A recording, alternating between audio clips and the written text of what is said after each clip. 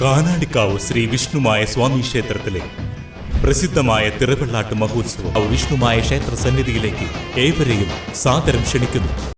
ക്രിസ്തുമസിനോടനുബന്ധിച്ച് Thalikkulam saint Mary's പള്ളിയിൽ ഭോൻ നത്താലെ Carol സംഘടിപ്പിച്ചു. ഇടവക വികാരി ഫാദർ ഡിവിൻ തറയിൽ ക്രിസ്തുമസ് സന്ദേശം നൽകി.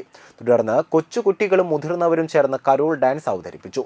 ഇടവക ഭോൻ നത്താലെ കോർഡിനേറ്റർമാരായ സാജൻ തോമസ്, മിഷ ജോജി, കൈക്കാരന്മാരായ KP ജെയിംസ്, ജോസഫ് പയ്യപ്പള്ളി എന്നിവർ പരിപാടികൾക്ക് നേതൃത്വം നൽകി.